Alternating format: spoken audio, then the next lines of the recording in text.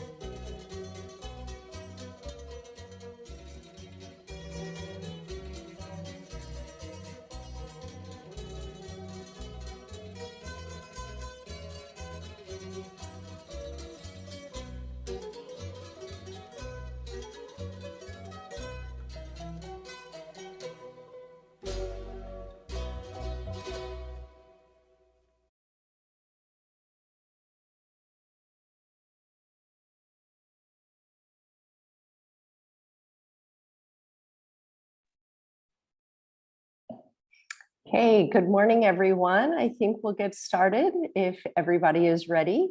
Good morning. My name is Tara Gujidar. I'm the co-director and co-founder of the Traditional Arts and Ethnology Center. Welcome to our 6th webinar in this series. We're very pleased to be hosting 2 speakers from very different parts of the world. We have Lenora Cabili of Filip Inna in the Philippines. Welcome, Lenora. And Norma Baker-Flying Horse of Red Berry Woman in Fort Berthold Reservation in North Dakota in the US. Welcome, Norma. Together, they will be talking about, with me, respecting tradition, ethical textile inspiration and design. And this event is part of Cultural IP Month, which TAEC and other members of the Cultural Intellectual Property Rights Initiative are highlighting this April. We've got a lot of events and resources as part of this month, and so we encourage you to explore them, and I'll put links to those in the chat during the talk. So first, I wanted to tell everyone a little bit about TAEC because you may not be familiar with our organization, who we are, what we do. We are a cultural heritage social enterprise. We're based in Luang Prabang, a World Heritage Site in the north of Laos. Laos is a tiny little Southeast Asian country. We run a museum about the different ethnic groups of Laos. Laos has many different ethnic minority groups. We also have a large handicraft and livelihoods program in which we work with over 600 producers of handicrafts from throughout the country and sell their products through our stores. We have brick and mortar stores as well as an online shop. And 50% of the income from our shops goes directly back to our artisans. We also do research, education and outreach activities, and we do advocacy work, particularly on recognizing intellectual property rights for traditional and indigenous knowledge and designs. So of course we have website and all the social media. So please do follow us to learn more about the work that we do and to hear about future talks we have. We have these talks about every month on different topics. This talk in particular also is being recorded. So a link will be mailed out after the talk finishes. And then we'll also be putting this talk on our YouTube channel so you can share it with more people who perhaps were interested, but couldn't make it. Now to today's talk. We at TAEC and SIPRI really wanted to explore more of the practicalities around so-called cultural appropriation in fashion and go beyond the catchphrases to real life examples and beyond the trigger phrases, trigger words, et cetera, that start all of the debate. And get into things more like, is there such a thing as ethical inspiration? What are the challenges of working with traditional textiles in global modern markets? What are the costs associated with being ethical and culturally responsible? So just to discuss these issues and explore them a bit more deeply, we reached out to 2 groundbreaking designers and creators to talk about this. So we have Norma Baker-Flying Horse, who is the founder and designer of Red Berry Woman, which has garnered praise for integrating Native American motifs into couture garments that have been shown across the US, in Paris, even. And Norma insists on showing traditional clothing only on Native models on the runway. So she'll talk more about that, I'm sure. Then we have Lenora Cabili, who is the creative director of Filip Inna, a Filipino clothing brand that has been working with traditional artisans throughout the Philippines to create contemporary pieces that nevertheless integrate really time-consuming, handcrafted traditional techniques. So I will, of course, be letting the 2 of them introduce themselves more. They will be able to explain themselves a lot better, and their work will actually start this conversation with the 2 of them giving a little bit of background onto their own personal story, onto their work, onto their companies. And then after that, we'll just go into sort of a free-flowing conversation I will guide it with a few questions. You as the audience, if you have any questions, please do leave them in the chat and I'll integrate them into our conversation. And, we have the next 45, 50 minutes or so to chat. So we'll start first with Norma. So Norma, please go ahead and start. Thank you, everyone. Hello, everyone. I'm Redberry Woman. That is my native given name. My English name is Norma Baker-Flying Horse. I am speaking from the Fort Berthold Indian Reservation. It's about 9 p.m., which means I'm about a half hour late for bed. So I'm so excited to be here and really get to talk about these topics because it's exactly what my business does. I started a business which combines traditional aesthetic of my Hidatsa, Dakota Sioux, and the Assiniboine tribes. I belong to all three of those. The teachings that I got from my grandmother and my mother, I normally, growing up, they were only into my cultural attire. But as I became an adult and the more that, representation became very important to people, to be in these spaces and be able to have something to represent who we were, I became Redberry Woman. What I mean is that I was approached by several different people within the community and within the tribe who knew about my skills for sewing and beading, and I was asked to create garments for them that would represent where they came from, what tribes, things like that. And at the time, I was working a full-time job for my tribal government, and I don't know how I did it back then. I really don't. Of course, I was some years younger, but it was a lot of work, and it just kind of kept going and going. And then the next thing you know, I'm showing in Paris and I'm showing in Vancouver and I'm showing all these different places. And it really kind of took off because the reason I believe it did was, one, because of social media. I don't know how anybody got the word out that they had businesses before social media. I really don't. Kudos to them, because even with social media, it's been hard work. So that, and the fact that we just had a lot more natives, I feel, in different spaces that were so vital for us to be a part of.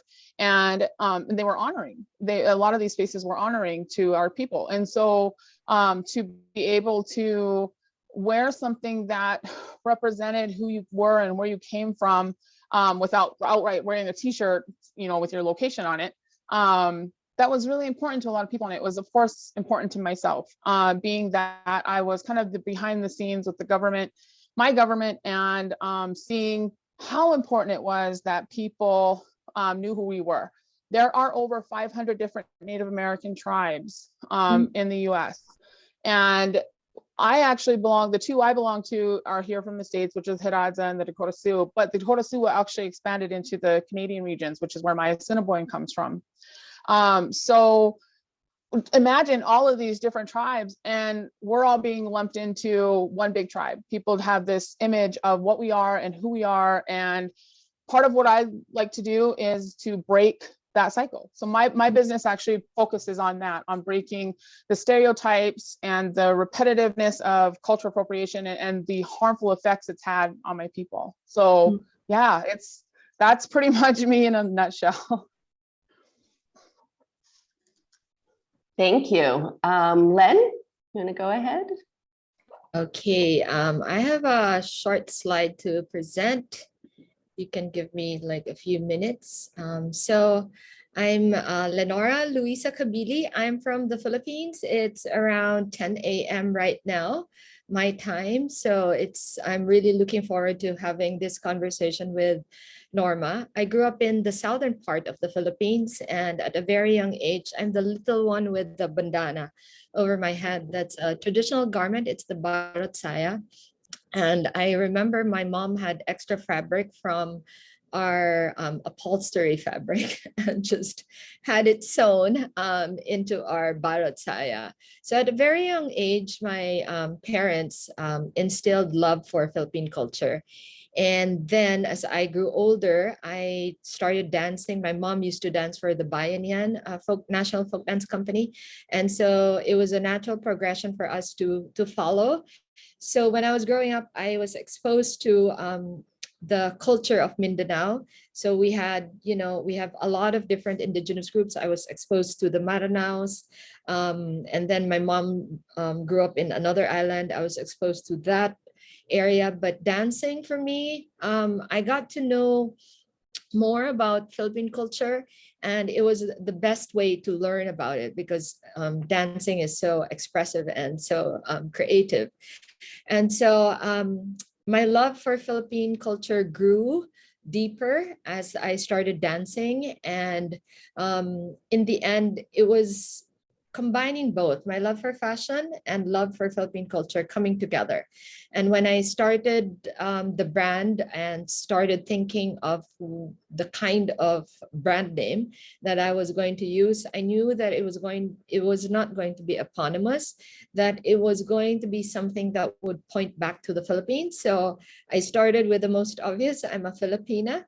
And we decided to just tweak it a bit and add the plus sign. My faith plays a very important role in this whole journey. So that kind of is reflective in the brand. But at the same time, the addition, the plus sign is indicative of like something coming together.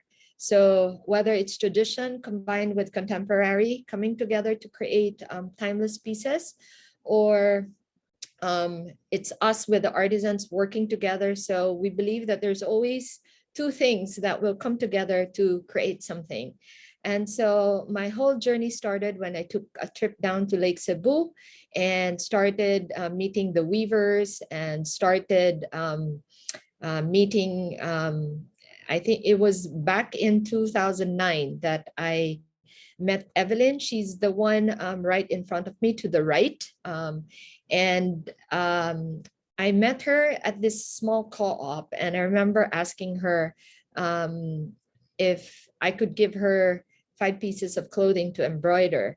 And having that awareness of the Tiboli culture, how it was very rich in embroidery, beadwork, and weaving, it instilled in me proper respect towards their culture and basically give them free rein to do whatever they wanted to do with it.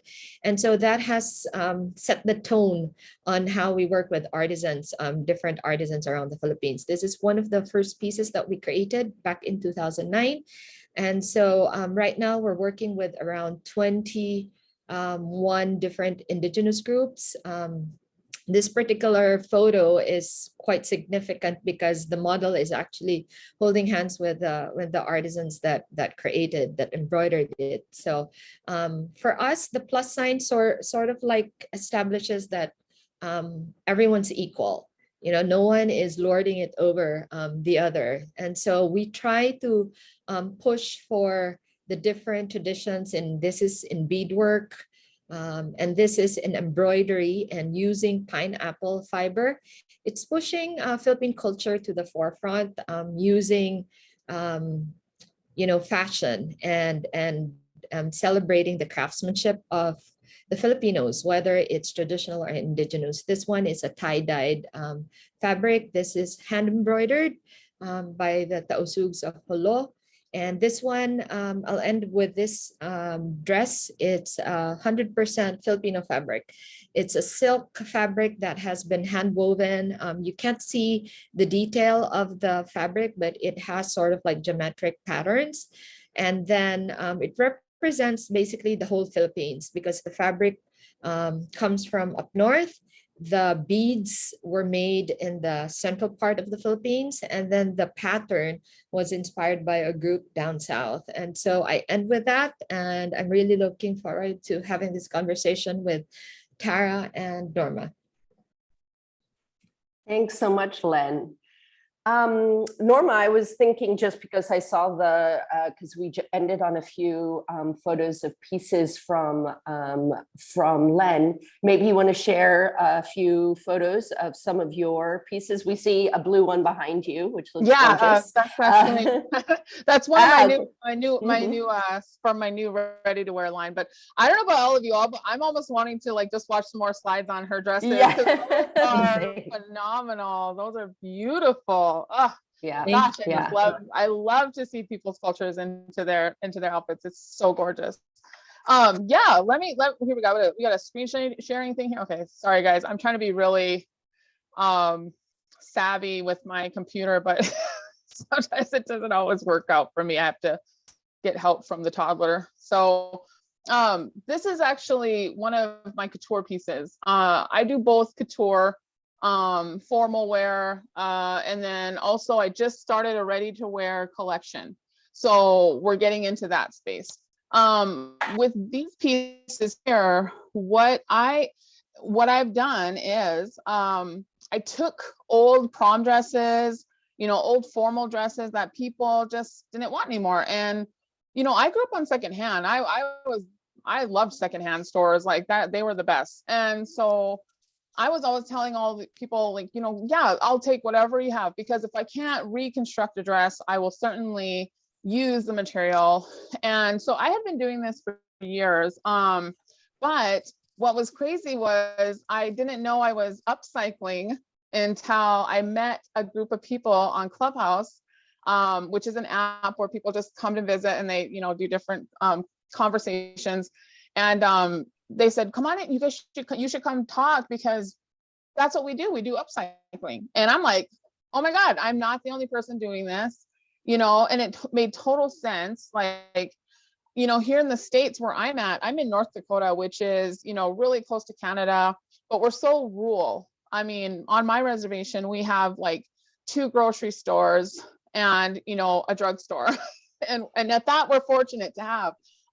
So there's no places to buy fabric or anything like that. And although tribes across the nation now are finding new ways of like creating businesses that create these types of textiles, my tribe, unfortunately, we're a ways away from it.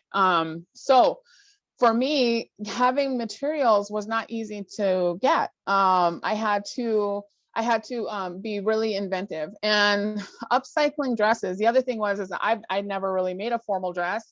I never went to school.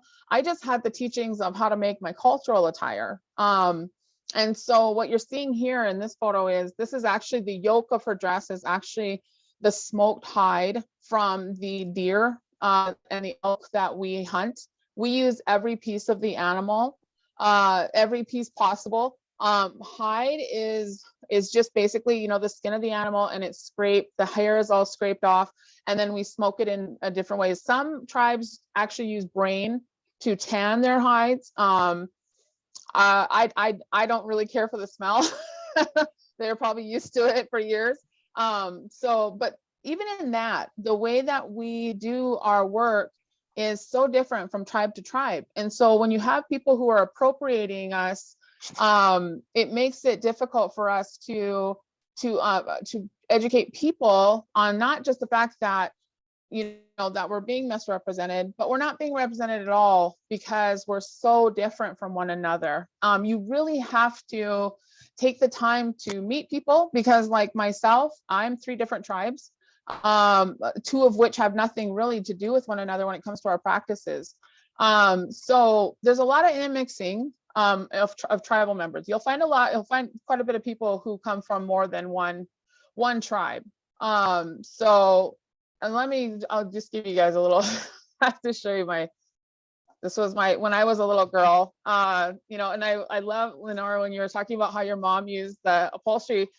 My mom was the same way. We used all kinds of materials, whatever it was, because like we didn't make a lot of money. And to be honest, our cultural practices were banned at one point. And so I'm fortunate enough to come from a family who fought to keep the rights to do, their cultural practices. And so I'm very fortunate, because I grew up thinking every Native American American knew their culture and background. Unfortunately, as I got older, I sadly learned that wasn't true. And I also learned that how our culture was taken from us, which was we were, of course, attempted genocide, which didn't work, and then putting our children into boarding schools. I'm a granddaughter of a boarding school survivor. Actually, two. Both my grandparents went to boarding school. They were tortured for speaking their language. Their hair was cut, and they were given new clothes. If the government were to find, with the BIA, I should say, the Bureau of Indian Affairs, which is the organization that the government sent out on us to regulate us like cattle. We still today are the only race, by the way, that identify with an enrollment number.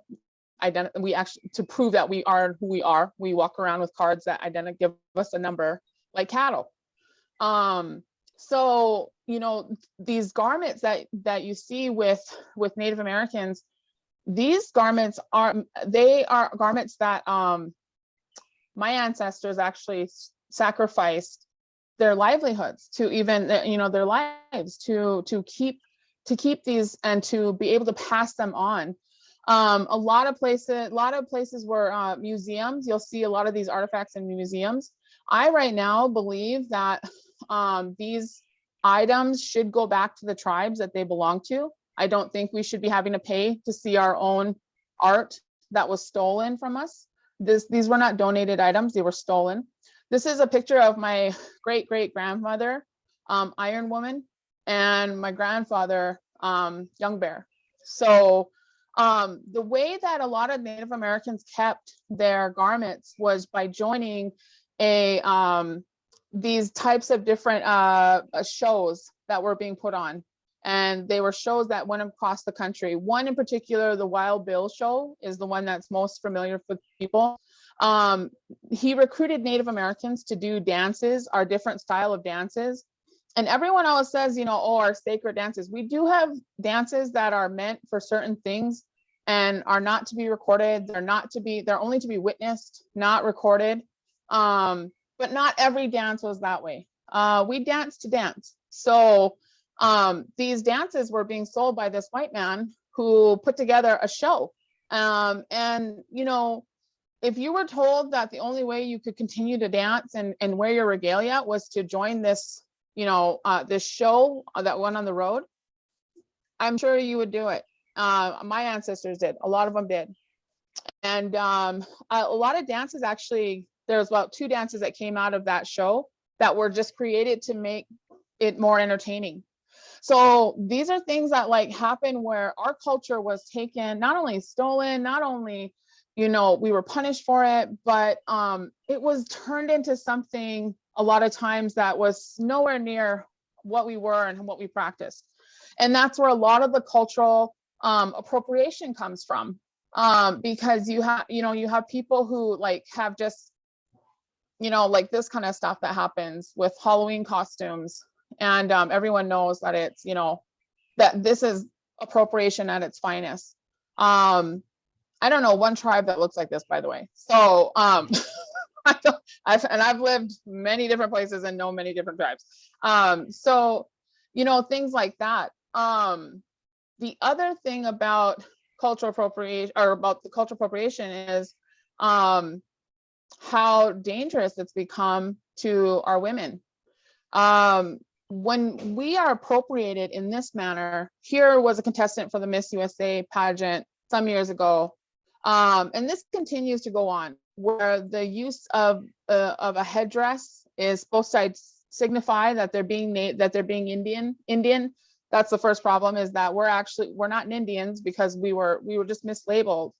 We're actually not even Native Americans. We are older than that concept. We are the first people. So, and we're the first people that got, you know, our culture was totally stolen. And once they couldn't get rid of us, they started to try to use us. The Cherokee Nation is a really good example of this. I myself, even being Native American, I grew up, anyone that said they were Cherokee, I would have this stigma in my head, or this stereotype that they were just white people trying to be Indian.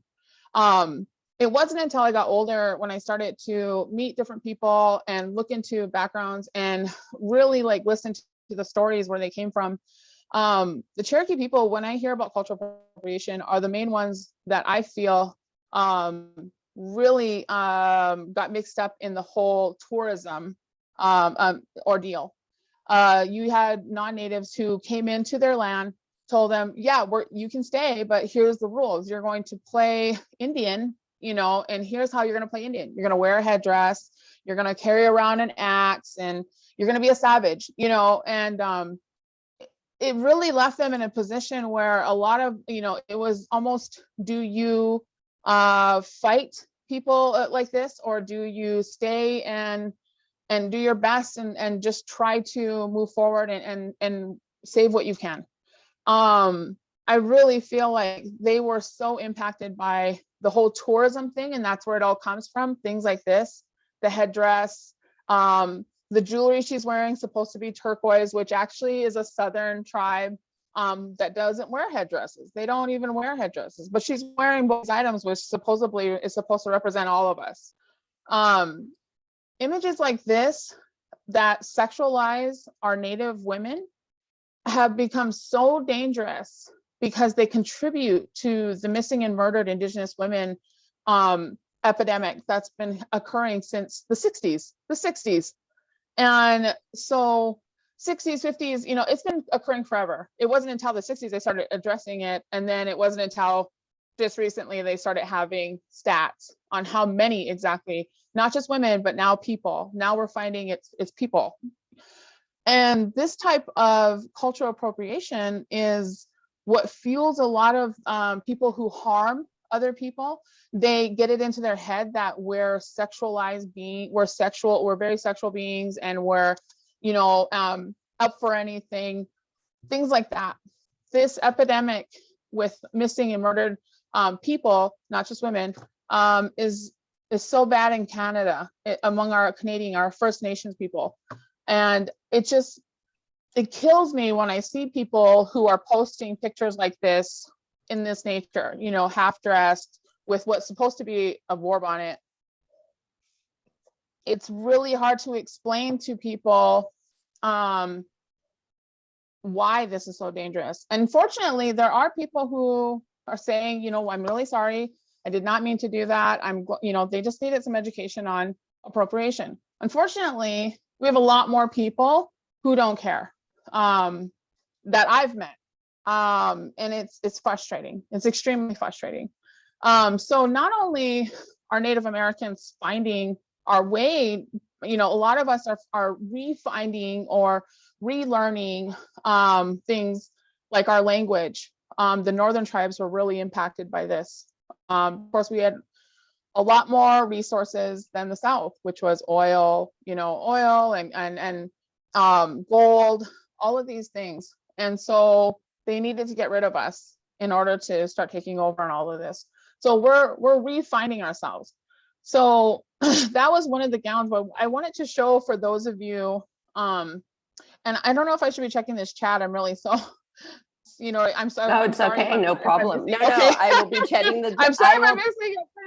I will check the chat and, okay, you know, great. integrate whatever needed. And yeah, so you go. So what I wanted ahead. to show all of you is Native fashion. For me, as a Native designer who incorporates my culture, what we're talking about is, this is a picture of my husband and I both. And we're not in any type of ceremony. We were just at a gathering, a celebration, a powwow, and we were dancing that weekend. So this is what we look like in full attire. We're a lot skinnier now. Just so, that was some years ago. And this is us at the art gallery opening of one of my pieces. Now you can see we're wearing contemporary clothing, and you can see how we've taken our Sioux designs. He's from the Lakota tribe. I'm from the Dakota tribe. There are many bands within the Sioux Nation. He belongs to one, I belong to one. But you can see on my skirt and on his shirt that the designs that we use come from our Sioux backgrounds. They're of course, you know, you say Sioux, and it's It's all looks really familiar, real, all together, but it isn't until you start really sitting down and listening to the stories of the artists behind it, where these designs come from and why, like some of my designs are a little different than his, but to the trained eye, I guess it would look the same. The dress that we are standing in front of actually has dentillium shells completely covering the bodice. Those are shells that were once used as our currency. They were used in a lot of trade. They come from the ocean lined tribes.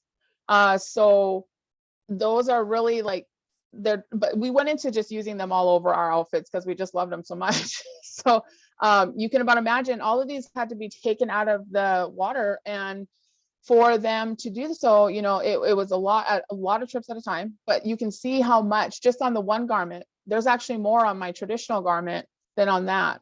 So that you can see how we're, as a Native designer, this is our purpose, is to bring our designs, our cultural background into a contemporary space, because there's a time and place where we do wear our outfits, our full outfits, but when you do things like this, like I was part of this grand opening, instead of wearing my full attire, I wore a skirt that depicted the Red Berry woman horse rider that that my sister had created for me. So this was, that's just an example, but of what, how we take what we used to wear and how we used to dress and putting into now. Sorry for my sister's face. She was getting in trouble right before this picture. So, but as you can see, a lot of our garments are fully beaded. All of the beadwork that my sister and I are wearing were from my grandmother, who taught us. My mother beaded the outfit she's wearing. So, it's just, I always feel so blessed now that I'm getting older and understanding how much of an impact the government had on us, and how many people, they don't have the same abilities that I've been given. And that breaks my heart so much. But I try to do something to give back. And we do classes and whatnot. So and try to give back to the younger ones and teach them things. And I'm always dragging my kids to those and having them help me. So this is a side-by-side of a show in Atlantic City I just did. What I wanted to do was, I had been doing shows all over, and I get this, like, when people say I'm a Native American designer, I think a lot of people expect to see like headdresses and, like leather and fringe for days. And that is the exact stereotype I want to break. I wanted people to understand that this is where my fashions come from. You can see on the right, that's my niece. She dances the Sioux style dance, her Dakota, which is also my background. She dances that style dance in our competition circles. What I wanted to do was make a dress that would be worn in more contemporary arenas, which I get asked to make a lot. And so that was what my dress on the left there was, something that was driven from my niece's regalia. And I did this through the whole show. Like I said, there was two purposes. One, to show people that, this is not the stereotype Hollywood, Disney, natives, Indians, that's not what we all look like. That's not what we look like. And so that part. And the other thing was to show people exactly where my designs were coming from. Because like I said, a lot of times when you think after the show, they'd be like, I thought you were going to show, your Native American stuff. And I'm like, you did see my Native American stuff. That's my beadwork. That's my leather work. That's, all of it. But they don't understand that's like, that's how it was corporate. But now that they could see a side by side, it helped for people to correlate where it comes from. And so I just felt like there was so much more that could have been done with that show that came out of that show, and people were understanding, like, oh, wow, they don't look all the same. She doesn't look like the tribes that I see from the South, things like that. And then the other thing was that I wanted people to understand that when I create from those 3 tribes, the 3 I belong to. I don't speak or create on behalf of any other tribe, unless I've been given the right to, which would be the Crow Nation. They are from the Montana region. My mother married a Crow when I was about a year old, and he adopted me, and his family adopted me. Now, adoption is a big, big thing with Native Americans. We look at it like blood.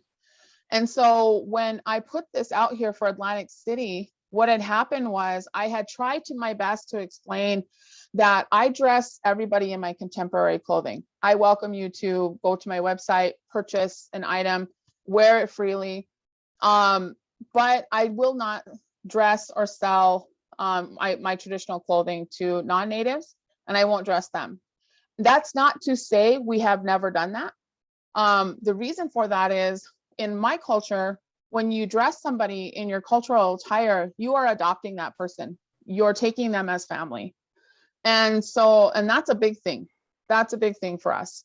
Because we treat it like blood. And so I tried to explain that. A lot of people didn't take the time to read the entire post, and I was getting messages like crazy.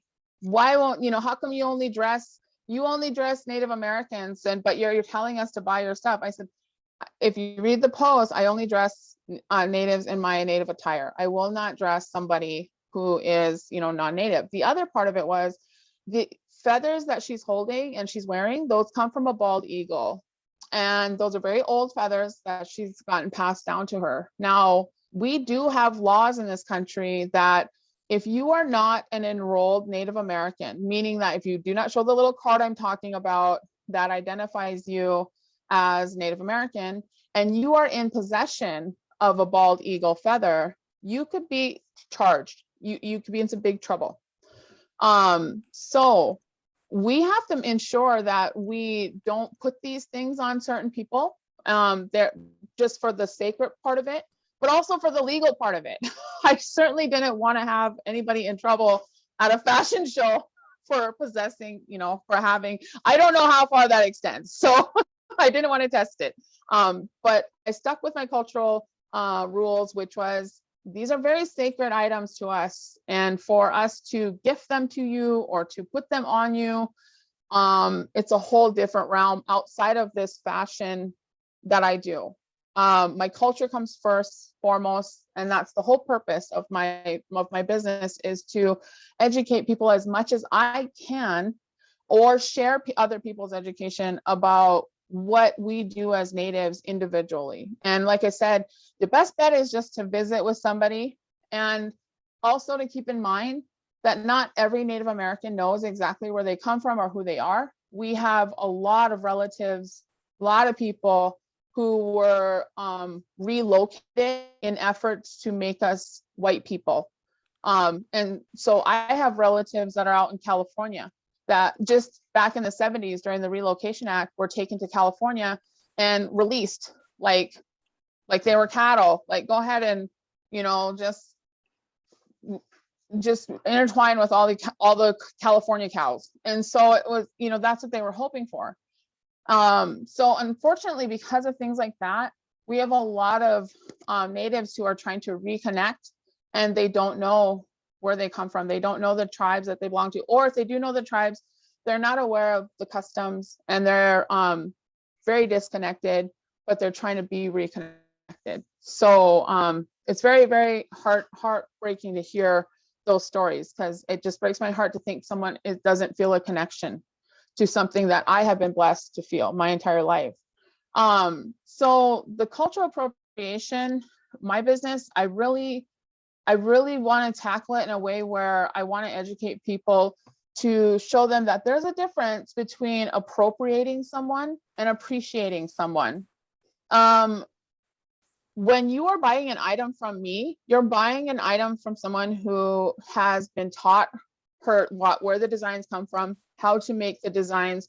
A lot of times these artists have to go through processes culturally to even get the right, like our quill work. There's a process. If someone were to show me, which they did, I did have someone show me and teach me how to quill. I would have to gift them. And it's not really gifting, you're buying the right to do that.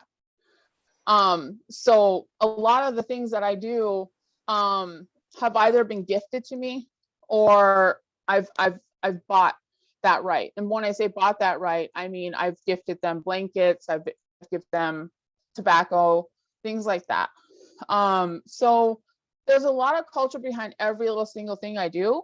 And I really love when people ask me where things come from, because I also support other artists. I have other artists that I'll feature on my website that make like the earrings that you're looking at with Babes here. You know, and also the same person made all the dentalium that my niece is wearing as well. I took his items and I just like shared them. No, that's great. I wanted to just cut in. I think that's why I was particularly interested in, you know, we were interested in you and Len, because you're also interpreting and integrating traditional cultural expressions into more contemporary pieces. And what I think is also interesting here is you getting into a lot of these things about taboos and the context in which things can be worn and used. And we got into, in our prep for this conversation, we got into a little bit of this discussion of you, Norma, you very much are from within your tribe, your community, and representing it. So I kind of want to hear from Len now, because also, Len, you've also mentioned you integrate traditional textiles and you work with different groups. And, you know, there's a lot of challenges in making sure that you're respectful because you're not always working with, you know, you're working with different groups and who are also doing beading and, you know, embroidery and things like that. So maybe you could just tell us a little bit about what those challenges are, or how you've navigated them from sort of an external person. Oh, you're muted. Sorry, Len. I could have just like gone on and listened to Norma. I think like Norma can just, you know, occupy the whole conversation. It was very eye-opening for me as well, especially because you come from the group and how you're doing your business. It's amazing, and I laud you for that. I'm in a different context, but sometimes as you were sharing about, you know, your history, even in the Philippines, I mean, we were under the Spanish rule for almost like 200 years. And then after that, the Americans came, and I remember distinctly the St. Louis World's Fair in 1904, when there was like a living exhibit or exhibition, and they brought around 1,000 Filipinos to St. Louis for this World's Fair. And imagine uprooting 1,000 people and recreating their home in a foreign land, and for 7 months in a 47-acre land. And apparently the Philippine exhibit was one of the most popular one. And so there's a lot of historical trauma, I think, for the Philippines also, that we're at this point, there's a lot of, you know, there's a lot of layers that you have to go through. And growing up, I was exposed to certain groups, but at the same time, there were a lot of groups that was slowly just, you know, fading away, because everyone was shifting to just more modern. And I think when I came in, this was in like 2009, everyone was going for anything Western. Even when I started the brand, I could not sell in my own country because everyone was just looking at Western brands. And so, but my awareness of the culture and the traditions, whether it's embroidery, beading, and weaving, I honestly, I basically was just coming from knowing that they have this tradition and working with them to create something that is different from their traditional garment, but using patterns and textiles that they have that we can incorporate into. Oh, sorry. Is my volume too? No, you're correct. You're good. Someone's just sorry. asking a question. Don't worry, Yeah. I'll monitor the chat. You go Okay. ahead and talk. Okay. I thought my volume was not loud No, enough. no, So, I can hear you. I would interrupt if you were, if yeah. we can hear you. Okay, thank you. So at this point within my culture, I think integrating my love for culture and my love for fashion, my whole idea and my whole premise was really reigniting that love for Philippine culture through fashion, because everyone was looking out to the West, and I knew there was so much more that we had in our culture. I mean, it's what I've shown you is just even like the tip of the iceberg, and there's just stunning. We've become more of like during the American occupation, we became the manufacturer. So even like traditional, as simple as a traditional basket that we were using in our context, which other countries started liking and asking the makers to make it and started exporting, the narrative got lost because it became in the context of their culture. And the makers here just became so focused on selling, because of course they need the money also, that they forgot to even use it in our context. So I think that's where I'm coming from, that it's more of like us becoming like a bridge for Filipinos or even like foreigners to know more about our culture. I myself, I must say, I'm also discovering different facets of my culture. And I think it's like an inflection point for our country, because it's more of, creating that identity. And that identity has to be rooted in culture. And when you're looking at culture, the traditional garment is really like the creative form of expression for these indigenous groups and the traditional groups, or for Filipinos like me. And when you're in a country wherein, if I look at our neighbors in Southeast Asia, you have the hanbok of South Korea.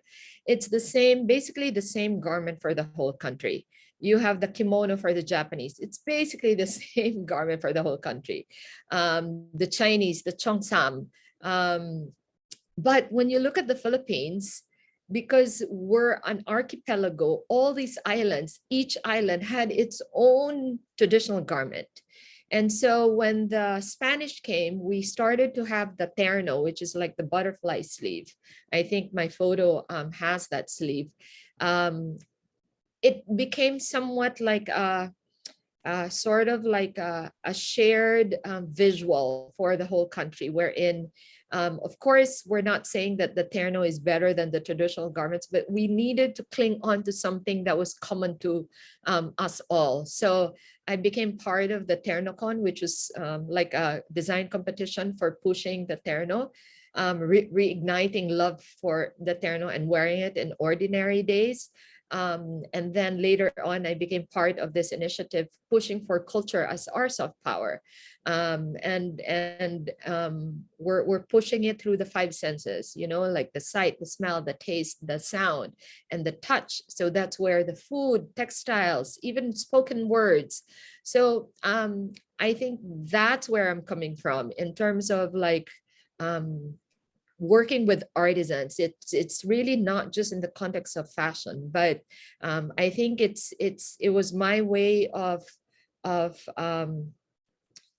showing to my fellow Filipinos, at the same time to the world, glimpses of Filipino culture, and hopefully bring about conversations for us to have a constructive conversation on how do we protect, how do we move forward in working with these indigenous groups. And that's an ongoing conversation. And the challenges has been really, number one, there was no structure when I started. There was really there was no, you know, like a guide on how to do it. But basically, when I learned about CPRI and I learned about the 3 C's, the consent, the credit, and the compensation, thankfully we were doing all three, that we wouldn't be appropriating like a pattern and having someone here in Manila do the pattern. It was always going back to the groups themselves, creating it. There have been instances when we work together on a piece of garment and then they tell me, no, we don't want to do that. That's against our culture.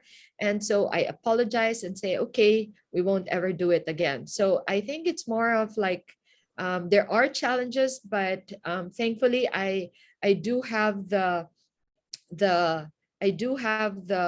relationship with them, that it opens up this communication for us to have an open communication of what can be done and what can't be done. I've gotten into trouble into like appropriating a traditional top with in a photo shoot that was not appropriate. And it was one of the lowest points of the brand. And yet it was more of a very valuable lesson that I'll always look back on as something that somehow made the life story of the brand even richer, because it didn't end in a negative way. And what really saved me, when I flew down and personally apologized to 17 chieftains, they acknowledged the work that I was doing with the artisans, how it was a livelihood for the women in the village. And it was my relationship with the artisans that saved the day. And I feel when you have a relationship with the artisans that you work with, it's a real collaborative process. And when you visit them, you know where they're coming from. There's one group wherein I had to drive 2 hours, fly 2 hours down south, and then a 2-hour drive up the mountains. And then it was like my first trip was like a 7-hour hike up and down mountains to visit this small village. But it was eye-opening for me, because if I had not visited, when I call them and ask them, oh, are you delivering today? I'm oblivious to what they go through. But when I hike myself, when they tell me that, can we go down on the 25th? And Florita just texted me and I was like, Florita, don't come down yet, because we need to send you something. So when you come down, you're picking up something also. So it's very personal in that way, because I know where they're coming from. I know what it takes for them to deliver the items. And somehow people don't, I get criticized for the price points that we sell at, but they don't realize that how do you encourage someone to keep the tradition going when you sell it low, but how much do you pay someone if you sell low? They just don't realize the cost and the value of something that is hand made, whether it's hand woven, hand beaded, or hand embroidery. And that is what I'm trying to show to people, that we need to put proper value into the work of the hands, because these are traditions that's coming from a place of meaning and history, and it's of some value to this group. And that's where I'm coming from. I have to admit, it's not a perfect way of like working with artisans, but whenever I get criticized, and I always ask, can you tell me how to do it better? Because I of course want to make it better. We make sure that at the end of each year, we've been so blessed that even after all throughout the last 2 years of the pandemic, because the artisans were working from home, we were not affected. They kept on working, and at the same time, which they greatly appreciated. And luckily for us, a lot of people started realizing that there was value in quality over quantity, and we only just produce enough. We've never had a sale in our clothes because we only produce enough. If we have an excess of a certain fabric, we only make a certain number out of this fabric and then create a different collection using the same fabric and maybe add more embroidery. And so it's always, creativity is always encouraged because it's good for us as designers, and also it's good for the artisans to keep on creating something new wherein their creativity is encouraged. And while fast fashion is all about deadlines, we take time to create. Fast fashion is about quantity. We take time to produce quality garments. We don't have an over edge machine in our workshop. Why? The Filipino way of hemming the inside of a garment is creating all these like cross stitches inside. So we have one person just doing that, and people don't understand that in one garment, this person could have spent the whole day just hemming what is inside a garment that people don't actually see. But for us, it means a lot because it somehow people start discovering it. I'm not big on making claims on what the brand is all about, because for us, the end all and the be all is really the artisans and their craftsmanship that goes on the garment, and the garment itself is our influencer and is our best marketing tool as a way to point back their eyes back to our culture. Yeah, that's great. I think that we're getting into a lot of interesting issues here. One of, I was hearing you, Norma, mention couture, and you were talking about the quality and the time and just making enough, which is really couture, really all of that, that handwork. And we've had conversations before about why is something that comes out of a workshop in Paris or Milan considered couture, but something coming out of a reservation or from a village in the Philippines isn't, even though just as much time and work and knowledge has been gone into it.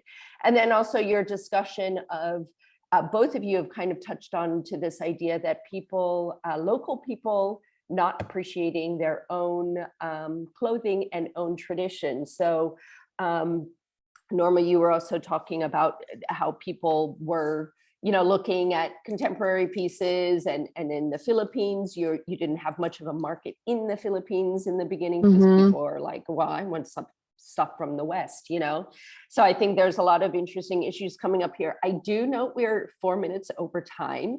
I wanted to ask Norma and Len if it's like we've just started and we're already supposed to end.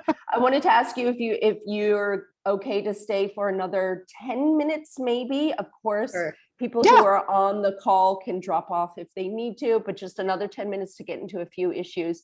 And I feel as if I'm also going to have to ask you both to commit to doing some sort of a follow-up one day. It's a lot. It is a lot.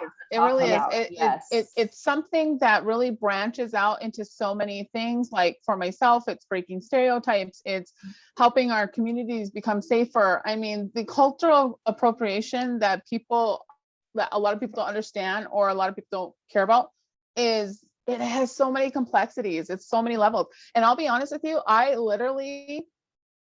myself, growing up, when I saw our native designs being produced, like on Western attire, Western boutiques are the worst. They are the worst. They have so much cultural appropriation items. And I'm constantly asking them now, who is your artist behind this design? Who are you supporting? What tribe are you supporting? Where do the funds go back to? Do they go back to a community? Those things are so, people don't really think about that. And I'm not I'm going to be honest with you, I didn't either. I didn't realize that we were being appropriated. I mean, my mom, I would always just be like, my mom would be like, no, we're not buying that. No, you're not wearing that. And I just thought, she just was like, not cool, so, and it turns out my mother, who went to a Catholic boarding school, she did so much reading, and she was like one red bandana short of joining AIM, so I mean, she really was firm in her beliefs. And it just, I think it's that really fuels me to have these conversations with people. And I try not to approach people like, why are you selling these, these designs aren't yours. I try not to approach people that way, just simply because, like I said, even myself, I didn't understand what cultural appropriation was. I didn't know my people were being appropriated until someone actually started talking about it, having the conversation like this. And I'm sitting there going, that makes total sense. So, and now you have natives who we are just not, we're done, being appropriated. We're done with the stereotypes. We're done. It's just been exhausting. So, but I try not to approach people with that, real kind of, just attacking mode. I like to ask them, maybe they are supporting local artists. Maybe the earrings were made by a local beader, or, that could be possible. And I know we are running out of time, but I want to say this before I forget, is that those who are wondering how you can purchase Native American items, you're going to have to do your homework. When you go to a website, kind of look at the About Me. If they have tribes that are listed, is the owner a part of that tribe? Or are they someone who works with these artists? Or are they someone who gives a portion, and gives the portion back to the sales, or however that may work? Either way, if you're buying items that are claiming to be Native American cultural items, ask questions. Don't be afraid to ask questions. Ask questions, because if you don't ask questions, you're not going to know whether or not what you're buying is, one, authentic, two, is really going back to helping the artist, or three, helping Native communities at all. So ask questions. I mean, I myself am still, there's like a lot of things, that I ask questions. Are these from the authentic people that you're claiming that they come from, wherever that may be, whatever part of the world?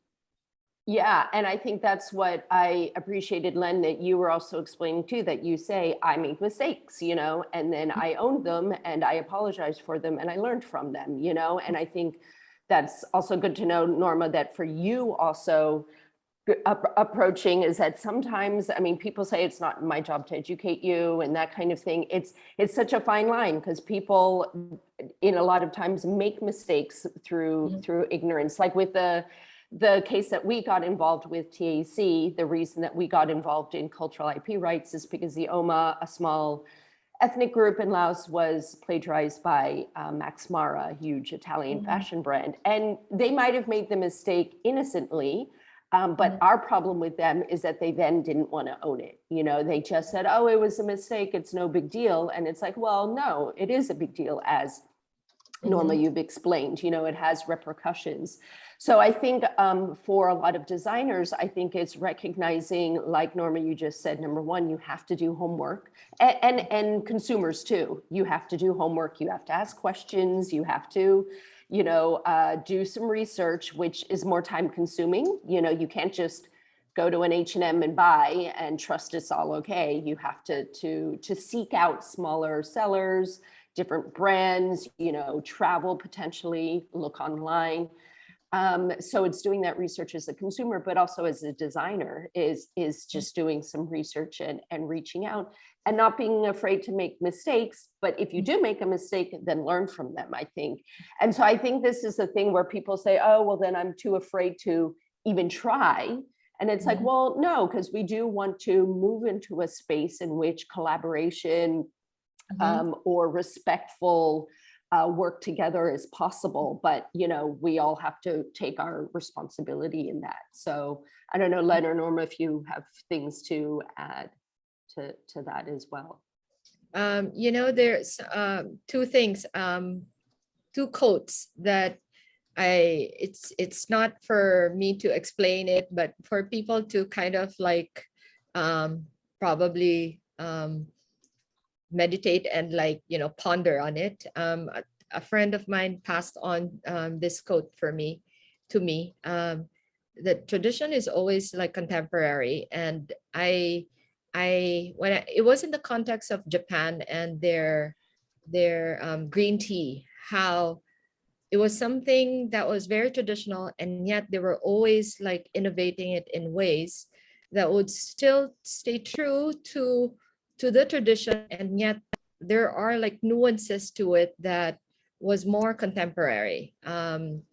And the other one is, let me pull it up. It's actually like a German, I think, but I'll do the English translation. Tradition is handing over the fire, not the worship of ashes.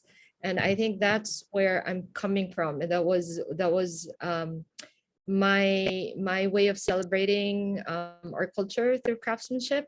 That was my contribution in keeping the interest or the appreciation for craftsmanship and our culture alive. I wear like a traditional necklace, and my fellow Filipinos don't even know where it's from. So there's a lot for us Filipinos to have to know and learn about our culture. Then we can have proper discussion on like how to protect it and how to prevent it from being like plagiarized. And I think the 3 C's has been, I didn't realize it was something that I in a way was doing. The credit, the compensation, and the credit, compensation, and what's the third? Where's my credit, Consent. consent, Consent, Yeah. credit, consent. and compensation. Yeah, which is the 3 C's. Yeah. The 3 C's. So I think if you are not working directly with the artisans themselves and the group themselves, I think at the very least, 2 out of 3. And consent could just be like an email and asking them, whether it's there are with technology now. I mean, Norma was saying how social media plays a big role in this day and age in getting information out there. It can be quite cruel also with the cancel culture. Double-edged sword. Yeah, it's a double sword. But when I was starting, there was no social media. All we had was the email and a website. And but I think that one needs always to have discernment and wisdom. And I think that's where my faith comes into play as I work in this, as I work with the artisans. It's there have been times when I made mistakes, and it was really my pride coming in. I knew it was my pride pushing myself, and yet I think as I mentioned, that very difficult moment in the brand when I was being called out for cultural appropriation was a turning point, because it made me aware of how much more I needed to learn and how much I needed to know. And that's where I appreciate CPRI and having this conversation with Tara and Norma, because I think it's very constructive, and it's a very positive environment wherein we talk about things, we share about where each is coming from, and find a way and learn from each other. And I feel like a community is much needed for the types of businesses that we have, that we should, like hand in hand work together towards a common goal. Yeah. I think this is a really interesting idea. Or important point that we're saying this is emerging now, this awareness of the fact that appropriation of designs, that there's such a thing of plagiarism of designs, that some sort of consent, that there's ownership over them, because IP laws have generally been, well, not generally, they were developed in order to protect corporations and companies. So they are not created in a way that works well for traditional cultures. You know, they can't be owned by generations of people. They have to have an owner, an individual or a company, Yes. et cetera. So that makes it very difficult to legally then Yes. protect them. So we are now finding our way in trying to create, you know, some sort of awareness of how to then protect them, and then hopefully a legal mechanism would follow as well. But I think this, both of you have mentioned the learning curve, you know, that Norma, even you being Native yourself, had to learn, like, this is appropriation, this isn't okay. And still, this is a lesson a lot of young ethnic minorities and Native people are probably learning themselves, and then consumers from other cultures and communities are also not aware of. So I think that's something, this overall education and awareness building is sort of the first step towards getting there. And I think one of the reasons that I was particularly interested in your two brands is because you're integrating traditional knowledge and designs and techniques and materials into contemporary pieces. And I think this is where people find it complex too. Like you were saying that people are, Norma, about people saying, oh, but are you, selling traditional pieces, and why won't you put traditional pieces on? And I mean, the same that, with at TAEC, and I think at Filip Inna, is trying to find a way to keep this traditional design fresh, and move it into the future together, but with respect, So I think these are kind of what we're all kind of grappling with and trying to figure out a way forward. I think we should probably wrap up now. Norma and Len, I want to give you just 1 minute to, if there's any last thing you want to say. If you don't, that's fine. Also, I do want to thank everybody for joining the talk. And I do think that we will have to schedule a follow-up when everybody's schedules permit it. So for everybody who's joined us, who's interested in more, you'll get an email, and I will be able to send an email out when we do reschedule a talk. You can also follow TAEC and Red Berry Woman and Filip Inna, I'm sure, to get updated on other things that we decide to do together. But Len and Norma, any last words before we sign off this morning? Well, I was listening to our conversation at the same time. I'm trying to tackle some of the questions, because some of the questions in the chat are really good questions. And I tell this to everybody, there's no wrong question when it comes to trying to find out what's appropriate. And I'm not an expert. I am so far from an expert. I'm just trying to share what I've been taught and what I'm learning is appropriate myself.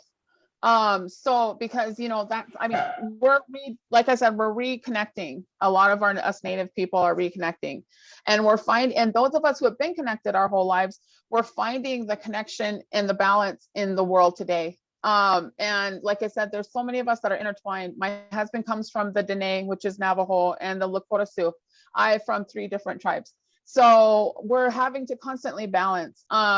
So the questions, it depends on who you're going to ask, but the bottom line is, if you're trying to buy artwork that is, Native American authentic artwork, the best thing is ask questions. Who's the tribe? Who is the tribe? They may not be able to tell you who the artist is, sometimes artists don't like to tell who they are. They like their identity protected. My sister's one. So they don't like the attention, and they don't want orders. So that's, but the tribe at least. And if they're telling you that what they're selling you is sacred, don't buy it, because I don't know one single Indigenous tribe that would sell sacred items for profit. Not one. We will be broke. We will have the light shut off, but we will not sell items to pay a light bill, that are sacred to us. We just won't. Those those are kind of key rules. Other than that, There's plenty of literature. If you want to go to my page, my Instagram page, in my link tree, I did put an article up that is about cultural appropriation. And of course, if you follow me on Instagram, I'm not trying to gain followers, but if you follow me, a lot of times you'll see my stories. I'll tackle that. The highlights, I've got a couple of cultural appropriation highlights that I've done, stories, people that I'm now banned from their web pages because I'm like, hey, I'm just here to ask about these moccasins you're selling, you know?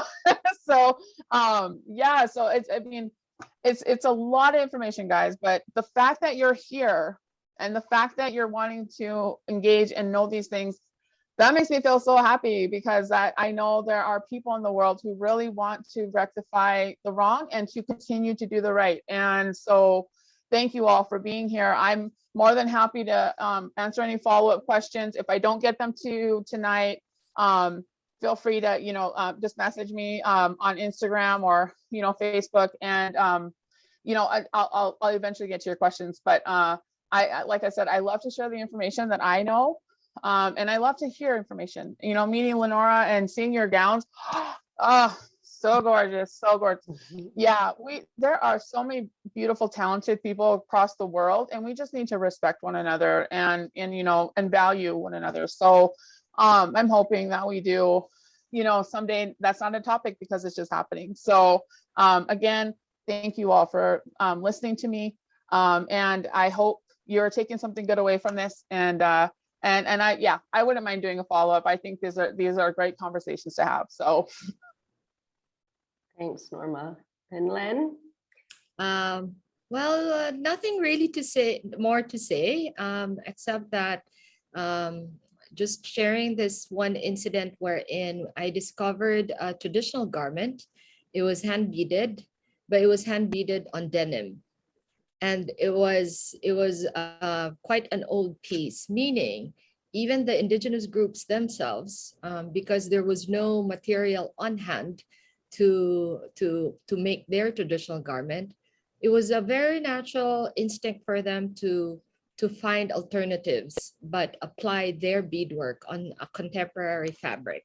So I guess what I'm trying to say is it's very important to have relationships with the people that you work with, because that somehow puts a dynamic wherein you always want to make it work, and you have an awareness, and you learn from each other. And I think that's what's lacking in this world. It's more of like people thinking they're the know all be all, but where the world is, it's a circle. It's not like a triangle where there are some people like, there's a reason why when it's a circle, we're all on the same page, and I think that sense of community is very important. And I greatly appreciate this sense of community that we're building here. And so thank you for this opportunity to speak before you today. Well, thank you so much, Len and Norma, for these really, really insightful and I think thoughtful contributions, I think, in this discussion. As we've all said, I think we could talk all day long and we would still have more to talk about. So we will try to stop it here. As I mentioned, I think a follow-up would be interesting in time. I would encourage other people who joined.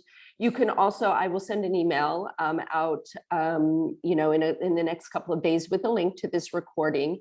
And I would say for a follow-up, I also invite people to submit questions of things that you'd like Len and Norma to talk about further. Some of them are, of course, really specific, things about, where does this come from? How does this work?